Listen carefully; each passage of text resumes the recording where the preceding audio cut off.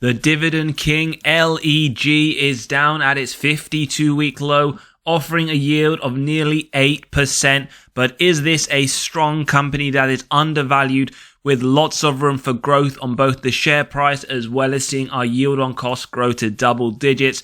Today we're going to look at the historical performance of LEG. We're going to look at their income statement, their top line as well as their bottom line net income growth. As always, we want to take a quick look at the health of the company, their total cash versus total debt on their balance sheet, and we will compare them to some other companies in the home furnishing industry on a total return basis over the last 5 years. And as always, we will look to see what the institutions are doing, whether they are buying or selling, and see the dividend safety as well as some very important financial metrics you need to understand before investing in this home furnishing company. And don't forget, we will put them through our stock valuation model, getting to our intrinsic value and acceptable buy price given that investor margin of safety. Now, the home furnishing industry, as we can see, this company is down 29% year to date, right there at that 52-week low, with a very strong 7.91% yield. Now, investors who have been holding this company over the last 10 years would be down on their investment 23%. And as we can see, it did hit its peak just shy of $60 around 2 years ago. Now that is nearly 3 times up from the current trading price. And if it does hit those prices, well, you would be very, very good to be getting in at these prices with this strong yield. But let's take a look at the business and see whether or not it is worth an investment. So on the top line revenue, what we'd like to see is 3 to 7% growth year on year. 4.3 billion reported in 2018, latest annual report December 22 at 5.1 billion. So they have increased their top line over the last 5 years, but on a more granular level, we do see some small inconsistencies. We see an increase to 2019, before in actual fact a drop to 2020, and then picking up to 21 and 22. So although it has increased over the last 5 years, it hasn't been consistent year on year growth, and we will look at the last 10 years percentage wise shortly too. Now, what story does the bottom line net income tell us? Well, 306 million reported in 2018, 310 million in 2022. So they haven't really grown their bottom line, even though their revenue has grown over that last 5 years. But on a more granular level, we actually see a very similar story to the top line growth to 2019 before dropping in 2020 and then increasing in 2021 before a small drop in 2022. In fact, a fairly significant drop. And again, not something you really want to see from companies when you're investing. You do want to see growth on the top line and the bottom line, unless there are exact reasons for these, such as the COVID drop. Now, total cash versus total debt, a quick health check. Well, they had 268 million in the essential balance sheet on 2018, 274 million in their latest quarterly report, and we will touch upon their earnings shortly. So it has grown very, very minimal though. And how does that compare to their total debt numerically and directionally? Well, we see their total debt 1.2 billion in 2018, latest quarterly report around 2.2 billion. So it has grown by around 1 billion, whilst we see their cash position move by a few million. So not the greatest, but again, we will incorporate this when we look at that dividend safety. So let's take a look at some of their competitors in the home furnishings. We have La-Z-Boy Incorporated, Mohawk Industries, as well as a few others.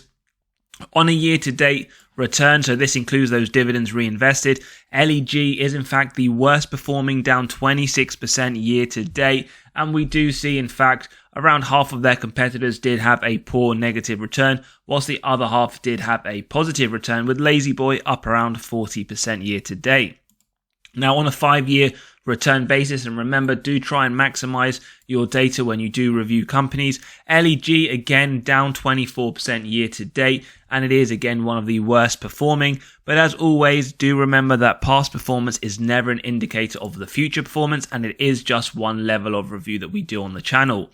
So institutional ownership around 60%, now 319 million of institutional outflows over the last 12 months.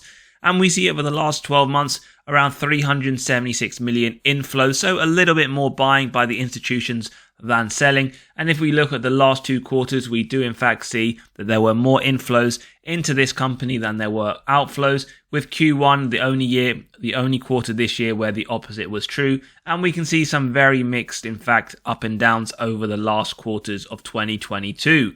So again, there hasn't really been much of a sign, in my opinion, from the institutions whether or not they heavily like this company. But as always, remember, we're not copying what the institutions do, and we always do our own due diligence.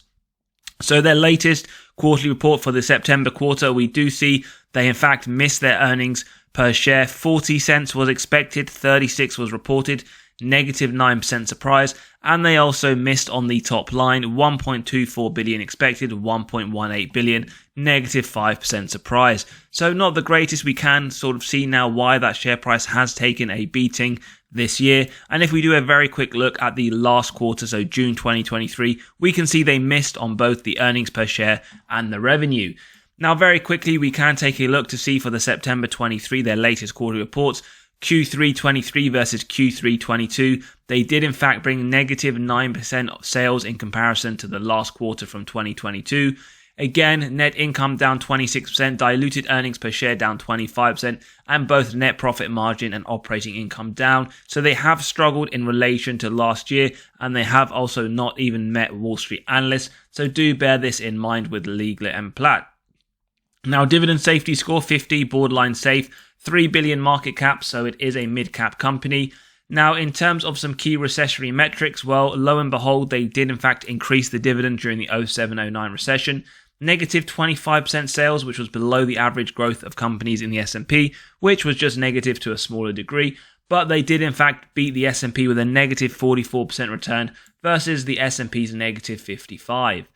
Now, dividend growth, as always on the channel, we advocate 4%. Now, the reason for this, which we haven't explained in a while, is because the US inflation rate over the last 40 years was 4%. So if you are getting anything less, whether it's in your non or other income producing assets, your dividends or your salary, you are in fact losing your purchasing power and taking a pay cut.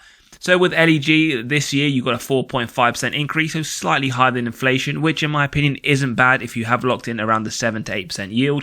Last 5 years, again, 4% in line with inflation. Last 20 years, 6%. So it's not bad in my opinion, but again, it really depends on the reasons for investing in this company. They are also a dividend king, 50 years or more of consecutive increases, which is always positive to see. And dividend yield theory states that the company is undervalued when that current yield sits above the 5-year average. So we have our first sign of undervaluation, and it is the highest yield they have offered in this company over the last 5 years. But as always, we're not looking at any model in isolation and drawing our conclusions towards the end. Forward PE 16.8 versus 16.6. And when we look at the sector PE, we can still see, even though it is severely down year to date, it is still higher than the consumer discretionary PE of 13.9. Now, it is at that 52-week low, but always bear in mind 52-week low is not a signal for undervaluation. So remember, free cash flow, ignoring the earnings, it is susceptible to manipulation by management through accounting. So below 60% is my personal preference, because I do believe that management can then offer those double-digit increases we love to see. Now, below 60% hasn't really been that consistent over the last 10 years. 2022 at 69%, 21 at 137%. Now, this is a bit of a red flag, and this is why I don't look at the earnings, because if you look to the 2021 earnings, 60% would have been perfect for my criteria. What this is essentially showing is the company paid out in 2021 137% of their free cash flow that was generated out as dividends. So they effectively paid more in dividends than they generated in free cash flow. So it is a bit of a mix there. It is 69% in 2022. I would like this to personally come down in the future. Free cash flow per share, very, very inconsistent. We can see that here, 232 in 2013, 251 in 2022. So it has increased very, very slightly. But again, we do see some years where it goes up and some years where it comes down. So do bear that in mind. Sales growth 3 to 7%. Remember, we said we would look exactly at this target, but unfortunately, it doesn't seem to be that consistent. Negative growth in 2016, 2020, although you could argue COVID, which I do think is a reasonable explanation. And it did rebound quite well, but then 2022, just a mere 1% below inflation. So something just to consider.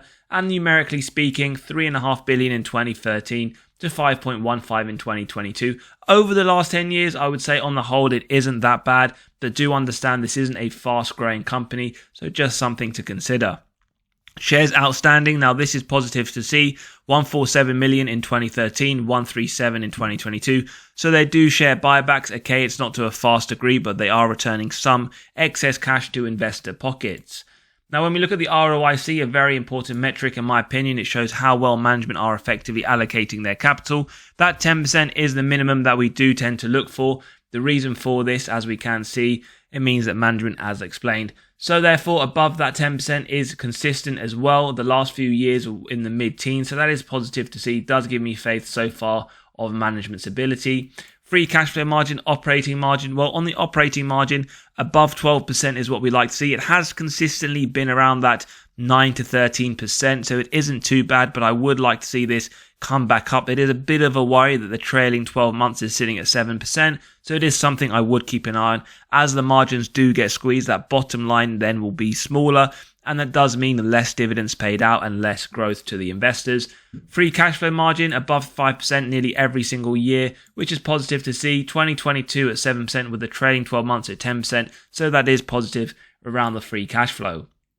Now, the net debt to EBITDA, earnings before interest, tax, depreciation, and amortization, does correlate to the dividend safety. Below 3 is our target. This signals the number of years it would take the company to pay off all of their debt net of cash on hand. Now, whilst it is below, which does give me faith in that dividend safety, 2023 is expected to go higher, so it is just something to bear in mind, especially as we see the reason for that dividend safety at 50 making it borderline safe. We would like to see their debt under control. So that is the analysis of the metrics. Now let's jump into the stock valuation, getting to the intrinsic value. And remember, if you do enjoy the content and value is being provided, smash that like button. It helps the channel grow. It helps the content pushed out to other investors. And do subscribe and hit the bell if you want to be continually notified of these videos as they drop. And finally, if you do want to grab a copy of the valuation model to get to the intrinsic value of companies in your own portfolio and the acceptable buy price, do click on that pinned comment.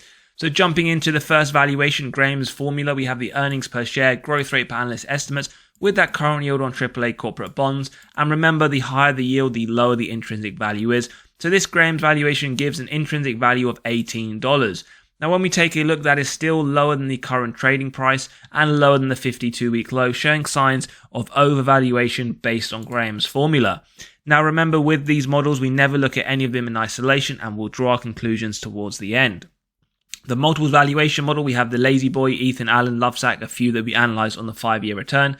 We have their stock price, EPS, P multiple. Grab the average, multiply that by the earnings per share of LEG to get a stock price of $19.50.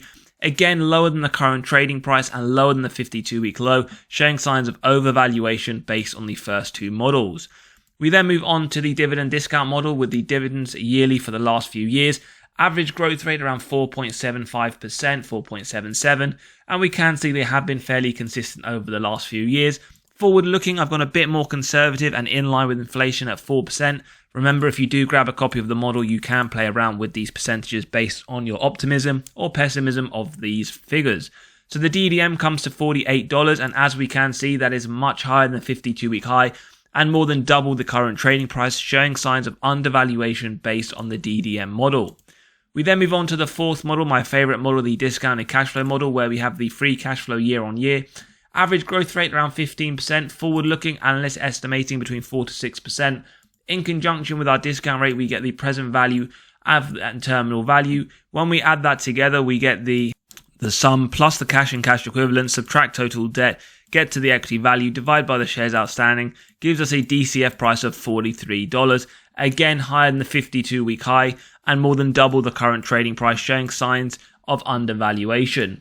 Remember, the intrinsic value is just the average of these four models, and as always, if you do enjoy the content, value is being provided, smash the like button, hit the subscribe bell so you are continually notified of these videos as they drop. Now, the margin of safety, we normally start off with 10% if we believe it has a wide moat, strong financial metrics, good forward-looking data. So it would be a buy up to $29 if you believe so. At 15%, it would be a buy at around $27, and at 20% up to $25. And if we move it to 25%, it would be a buy roughly towards the current price around $24. Now, Wall Street, what do they believe? Well, they forecast the price to go higher than the current trading price, lower than our intrinsic value calculator, though, to around $27.58. As always, let me know your thoughts in the comments with regards to LEG. Is this a company you have your eye on, or maybe a company you have been holding for a while as it has started to drop? Or even if you're looking to sell, let me know your thoughts on the bullish and bearish case for this home furnishing company. As always, like if you enjoyed the video, hit that subscribe. If you do want to grab a copy of the valuation model to get to the intrinsic value of companies in your own portfolio and acceptable buy price, then do click on that pinned comment. As always, have a great day. Drop your comments below. Catch you on the next episode and take care.